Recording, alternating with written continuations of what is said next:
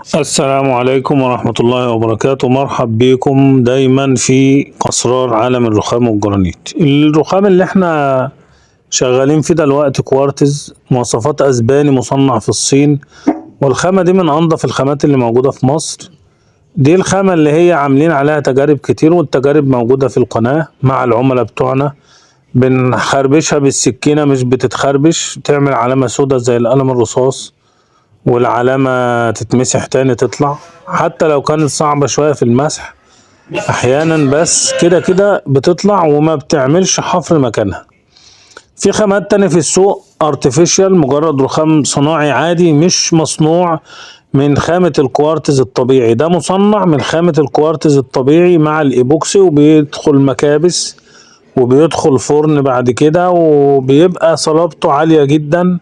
يعني تقدر تقول 5-6 أضعاف صلابة الجرانيت الطبيعي.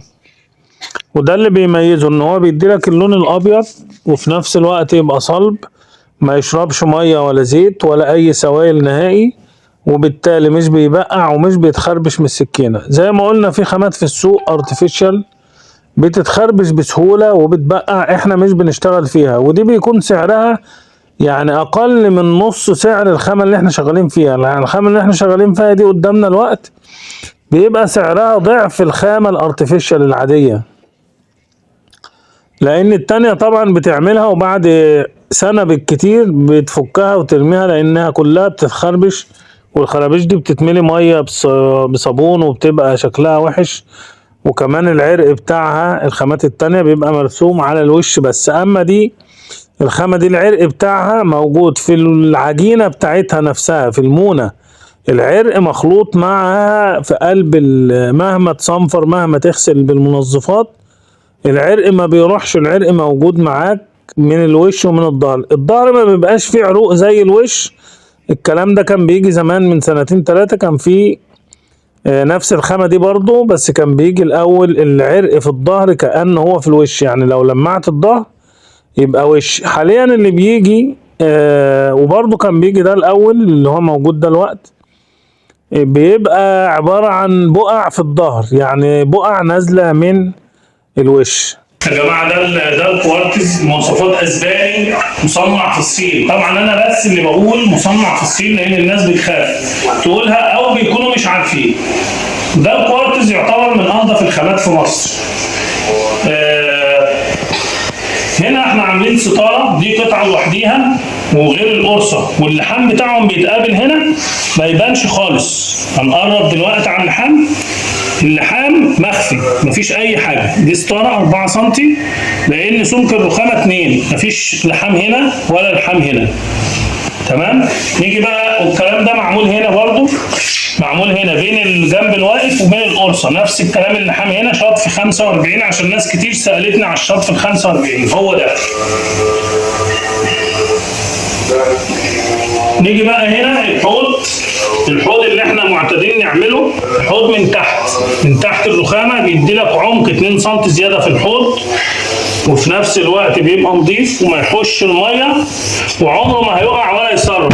يعني انا ممكن انزل اقف في قلب الحوض وانا وزني 120 كيلو ما يحصلوش حاجه، لانه متحمل على الخشب من هنا ومن هنا ومن هنا، من ال4 تجناب متحمل على الخشب.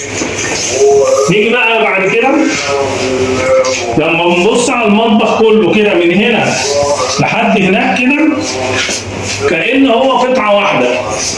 الحيطه دي طولها 4 متر، الحيطه دي من هنا لهنا لهنا، من هناك لهنا 4 متر. ال4 متر دي كلها سليمه، مفيش اي فاصل هنا خالص، ولا هنا ولا هنا.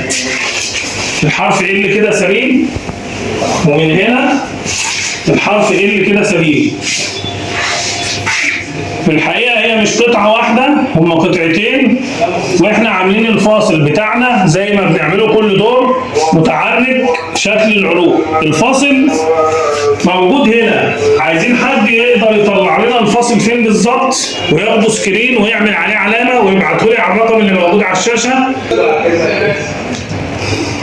كمان المرايه ال4 متر ما فيهاش فاصل. لو ركزنا على المرايه ال4 4 متر. طبعا مفيش كوارتز طوله 4 متر، بس احنا بنعمل الفاصل زي العرق، يعني ممكن يكون ده الفاصل او يكون ده الفاصل او يكون هنا الفاصل.